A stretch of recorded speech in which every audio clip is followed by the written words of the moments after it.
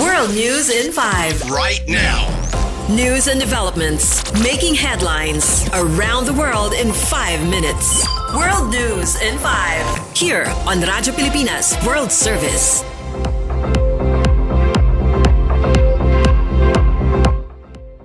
Good day, I am Peñano with today's World News in 5. U.S. President Donald Trump says he will not allow Israel to annex the West Bank, pushing back against calls from far-right Israeli politicians. Speaking at the White House, Trump said, quote, "There's been enough. It's time to stop now." The statement comes as Israeli Prime Minister Benjamin Netanyahu arrived in New York for the United Nations General Assembly. Netanyahu has faced pressure from allies to extend sovereignty over the West Bank, a move that has raised alarms among Arab and Muslim leaders. France, Britain, Canada, Australia, and Portugal have recently recognized a Palestinian state in support of a two-state solution, a move condemned by Israel.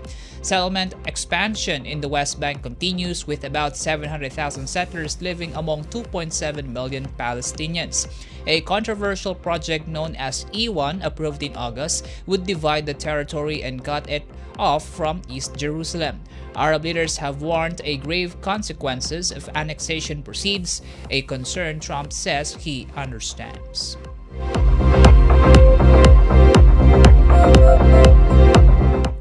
In our news, Russia has accused NATO and the European Union of waging a real war against it through Ukraine. Foreign Minister Sergei Lavrov made the claim at a G20 meeting of foreign ministers at the United Nations. Lavrov said the West provoked the conflict and is now directly involved. Britain's Foreign Secretary Yvette Cooper dismissed the remark as false fantasy world distortions, calling Russia's invasion an unprovoked war of aggression. The comments come after U.S. President Donald Trump signaled a tougher stance on Moscow, praising Ukraine's resistance and urging NATO allies to shoot down Russian aircraft that violate their airspace. Tensions remain high along Europe's eastern flank, with Estonia accusing Russia of sending fighter jets into its airspace just days after NATO shot down drones in Poland. Russian forces still occupy about 20% of Ukraine, more than 3 years since launching their full-scale invasion.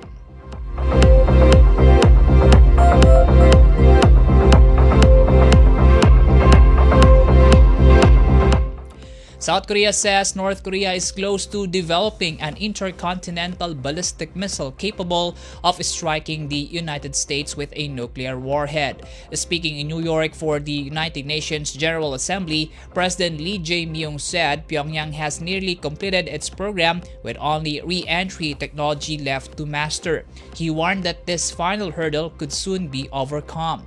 North Korea last year tested its largest missile, the Hwasong-19, which experts say could reach any target in the US, though its ability to protect a warhead on re-entry remains uncertain.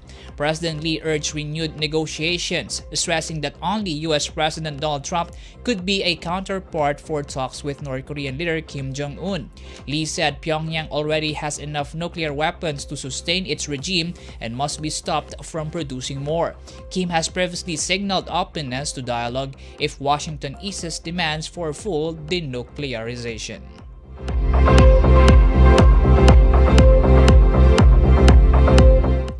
And that concludes today's edition of World News in 5. For Radyo Pilipinas World Service, I am Peñano. Good day. World News in 5. Right now.